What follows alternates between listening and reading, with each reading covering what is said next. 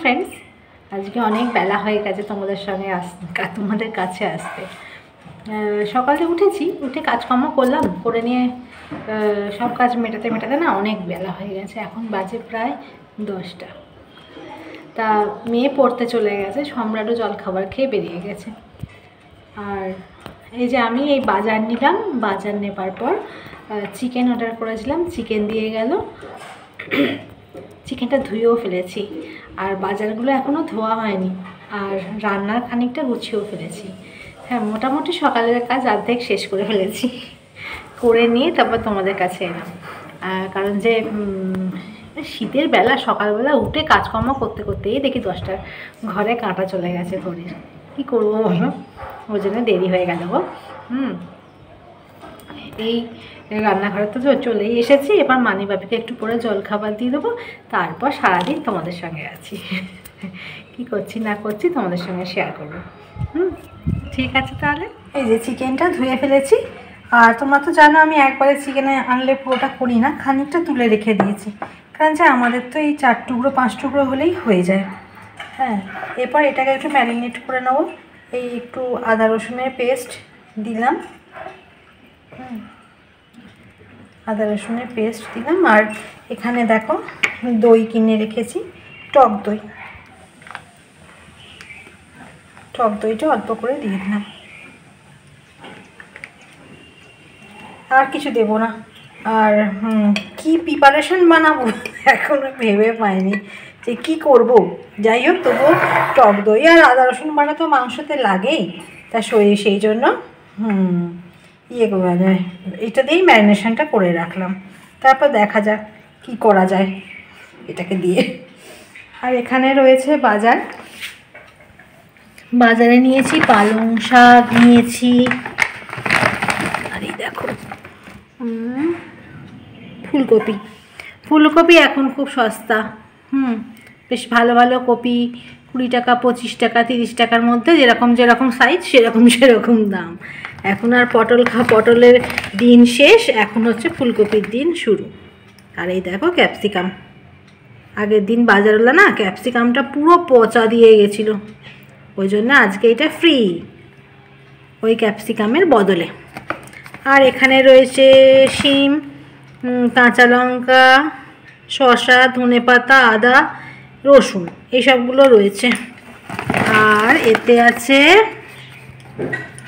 বেগুন। উরি বাবা, বিশাল বেগুন, পোড়া খাওয়ার বেগুন এসছে গো বাবা। এই বেগুন দিয়ে বেগুন পোড়া খেতে হেভি লাগে। এই শীতকাল পড়লে খাওয়ার অভাব নেই।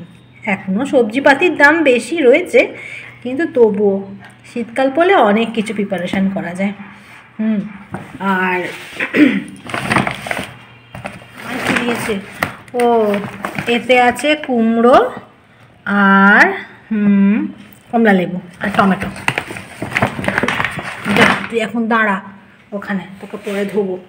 আর এগুলোকে নিয়ে গিয়ে আমি এখন চান করিয়ে নিয়ে আসি। এগুলো চান করিয়ে এদেরকে শুকিয়ে নেবো ব্যাস।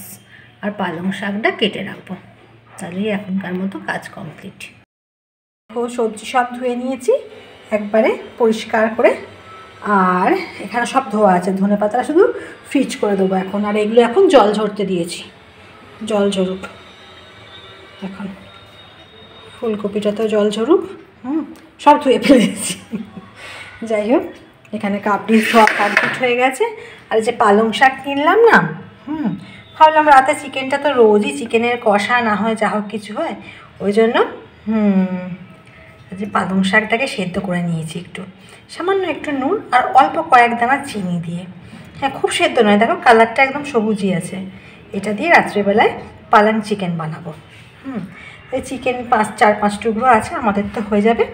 আর এইটা দিয়ে করলে খুব সুন্দর খেতে লাগে। আর পালং শাক তো খাওয়া ভালোই এমনিতে, আর খুব সুন্দর টেস্ট হয়।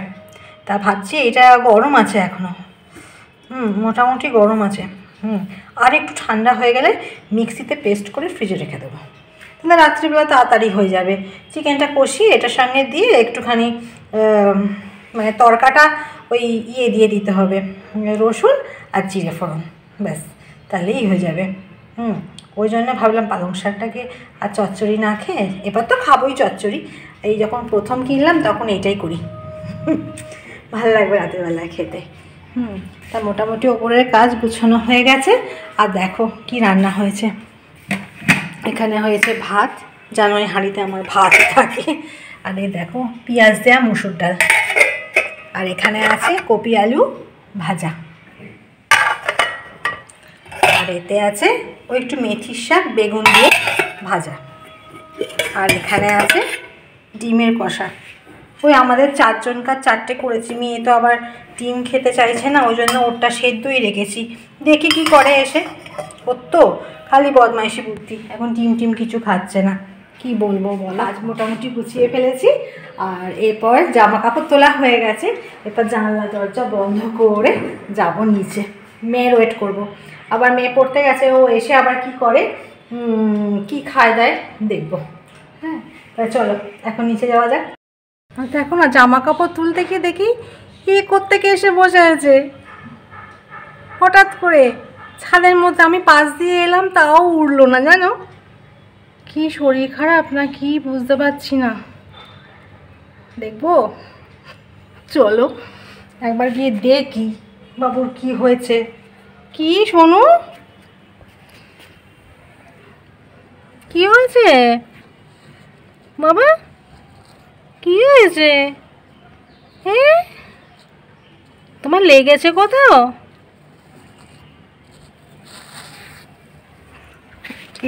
রে কি হয়েছে শোনো বাবা? হ্যাঁ, তোমার কোথাও লেগেছে? কোথাও লেগেছে? হ্যাঁ, আহা কি হয়েছে? লেগেছে? চলো জল দেবো তোমায়, চলো জল খাবে, চলো চলো। এই দেখো কি করি বলো তো এখন একে নিয়ে।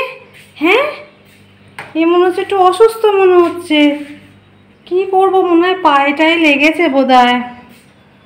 দেখি খাঁচাও তো নেই আমার কাছে, কোথায় রাখবো, ঝুড়িও নেই সেরকম বড়, দেখি কি করা যায়।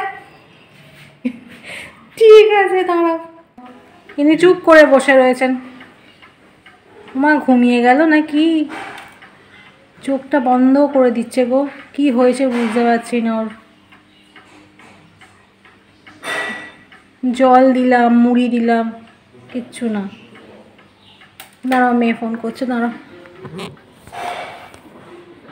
কি জ্বালা হলো বলো তো, দেখো ঘুমিয়ে পড়েছে আমার হাতে, না চোখ বন্ধ করে ফেলছে একবারে। কি করি, কোথায় রাখি, কি করব কিচ্ছু বুঝতে পারছি না। এবার ছাড়তেও মায়া হচ্ছে, আমাদের এখানে এত বেজি আর ভামের উৎপাত না, ওকে খেয়ে ফেললেই হলো আর কি। আর দেখি আর একটু মেয়ে আসুক, একটুখানি জল টলগুলো মাথায় দিই, খেতে দিচ্ছি, জলও দিলাম কিন্তু খাচ্ছে না। তারপর আস্তে আস্তে ছেড়ে দেবো, ছাদে নিয়ে গিয়ে দেখবো কি করে, তারপর বাবুকে ছেড়ে দেবো। ঠিক আছে। পায়রাটা হঠাৎ করে মরে গেল, কি খারাপ লাগছে। দেখো ওর না কিছু একটা হয়েছিল অসুখ, বাঁচলো না,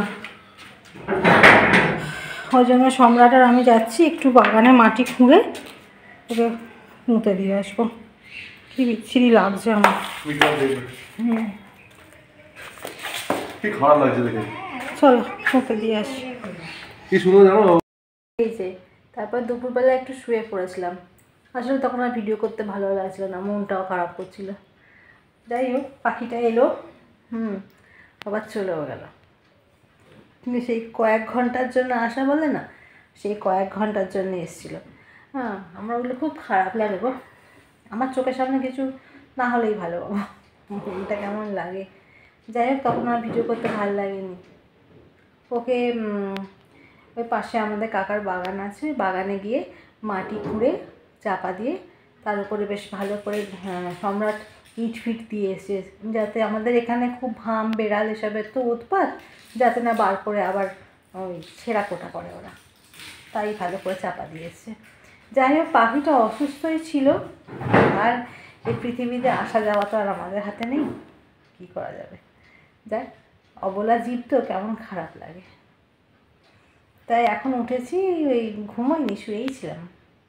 সম্রাট পেরিয়ে গেছে আর মেয়ে চা করছে, চা খেয়ে আবার আমার কাজে লেগে পড়বো। ঠিক আছে, দেখো পেঁয়াজটা ভাজতে বসিয়ে দিয়েছি। সকালে বললাম না চিকেন করবো, তাই চিকেনের পেঁয়াজটা খুব পাতলা পাতলা করে কেটে নিয়েছি, কেটে নিয়ে ভাজতে বসেছি। বেশি পেঁয়াজ লাগে না। আর এই দেখো পালং শাকটা সকালে সেদ্ধ করে ছিলাম, তারপর বেটে রেখে দিয়েছি। একবারে একটা স্মুথ মানে পেস্ট বানিয়ে নিতে হবে, তাই করেছি। আর এধারে চিকেন ম্যারিনেট করে রাখা রয়েছে, শুধু দই আর আদা রসুন দিয়ে, যেটা আমি এখন দিয়ে দিচ্ছি।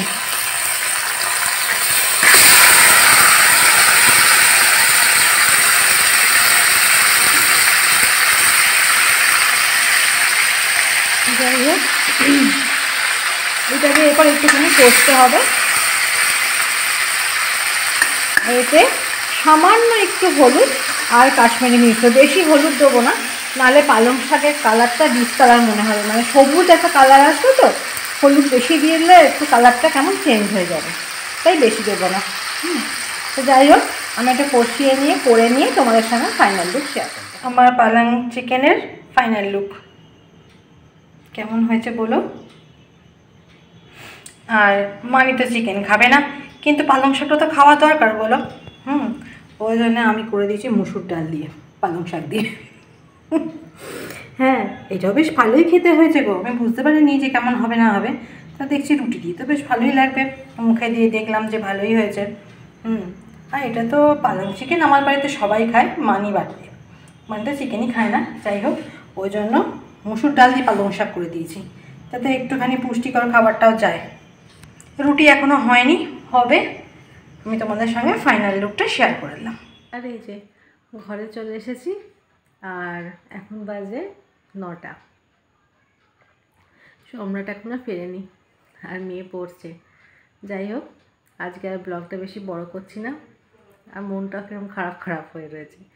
আবার তোমাদের সঙ্গে কালকে দেখা হচ্ছে একটা সুন্দর ছোট্ট ব্লগ নিয়ে। তো আজকের মতো টাটা, বাই বাই।